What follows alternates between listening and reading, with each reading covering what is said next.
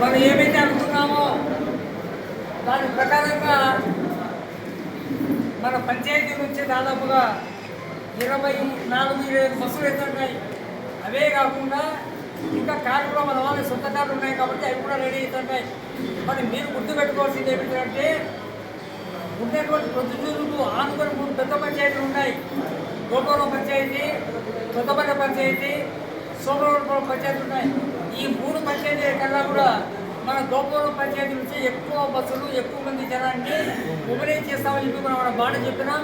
తప్పకుండా మనం కూడా అదేవిధంగా ఎక్కువ మంది మనం అటెండ్ కావాల్సిన అవసరం ఉంది.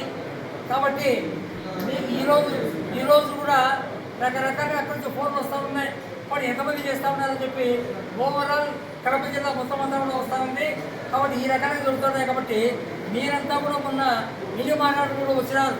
మినీ మానాడులో కూడా మనకి ఇక్కడ ముఖ్య అతిథిగా పెద్దలు మాజీ ఎమ్మెల్యే గారు ప్రభాకర్ చౌదరి గారు, అనంతపురం ప్రభాకర్ చౌదరి గారు నేను రావడం జరిగింది. చంద్రబాబు నాయుడు గారి యొక్క పిలుపు మేరకు ఖచ్చితంగా అందరూ కూడా కార్యకర్తలు లీడర్లందరూ కూడా ఖచ్చితంగా పనిచేయాలా, మనం మ్యాక్సిమం మళ్ళీ మొబైల్ చేయాలనే అభిప్రాయంతో ముందుకు జరిగిపోతూ ఉంది. సరే ఈరోజు కూడా మిగతా పంచాయతీలలో మిగతా ఏరియాలో కూడా మీటింగ్లు పెట్టుకోవడం మొబైల్ చేస్తాననే సమాచారము మీకందరూ తెలుసు.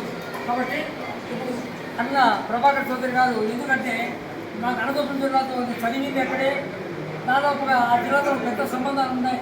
అన్నతో కలిసి పనిచేసిన సందర్భాలు నాకు ఉన్నాయి. కాబట్టి అక్కడ నేను మొన్న కూడా చెప్పిన దీని మాత్రం చెప్పే మంచి సంబంధాలే, అన్ని మంచి సంబంధాలే. అక్కడ నేను మొన్న కూడా చెప్పిన ఇప్పుడు నేను చదివింది 1980లో అనంతపురం చదివితే అప్పటి నుంచి కూడా అన్న పేరు నేను వింటూ ఉన్నాను.